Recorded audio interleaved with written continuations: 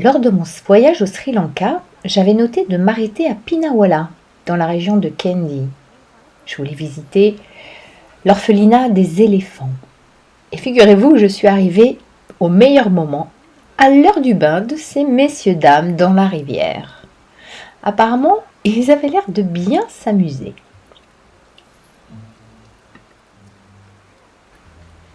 Celui-ci, c'est un mâle. On le sait parce qu'il a des chaînes autour du cou et autour des membres antérieurs qui permettront au cornac, s'il y a un problème, de l'immobiliser ou au moins de le freiner dans sa course. Entre 3 et 5 tonnes, ça impressionne quand même son monde. Alors s'il y a bien une chose qui m'a toujours fascinée chez l'éléphant, c'est sa trompe. Une des plus étonnantes créations de la nature. Ah, ici vous avez une maman avec son petit qui déambule, vous voyez, elle n'a pas de chaîne. Donc pour revenir à cette trompe, 100 000 muscles dans cette trompe, aucun os, c'est la partie la plus sensible de l'éléphant.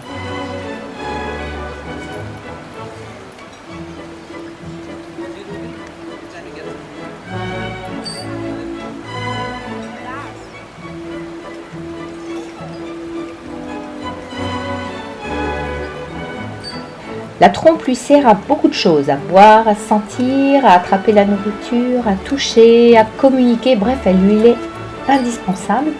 C'est pour ça que les éléphants détestent les crocodiles qui parfois les mutilent. Et on peut s'attendre à ce que l'animal ne survive pas longtemps, même si les autres se mettent à son service pour l'alimenter.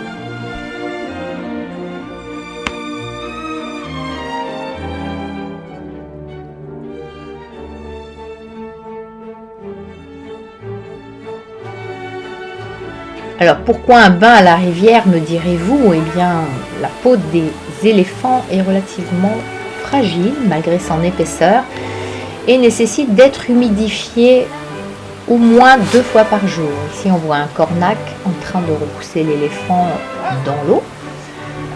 D'autres mettront même l'éléphant en position couchée et les arroseront. Voilà, on voit ça très bien sur cette photo.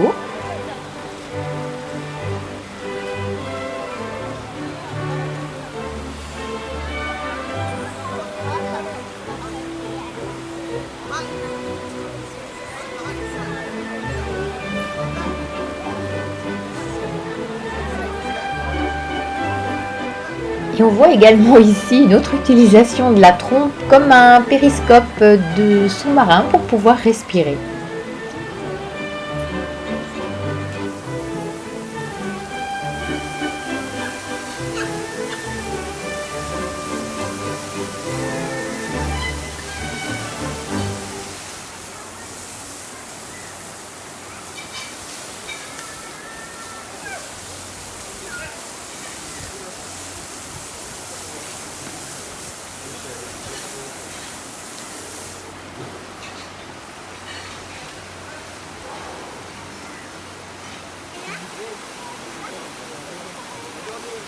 No. Yes, please. Yeah. Good. Yeah. Yeah. Working man. Du côté de la réserve, les animaux, quand ils ne sont pas en liberté, sont alimentés sous des grands hangars où ils sont accrochés. Bon, ça ne présente pas un intérêt notoire. Par contre, il y a des très belles explications, dont j'ai tiré d'ailleurs les commentaires de cette vidéo, qui sont expliqués en anglais, où on vous dit que, bon, évidemment, l'éléphant n'est pas maltraité, qu'il a beaucoup de qualités. On a des guides spécifiques pour expliquer tout ça.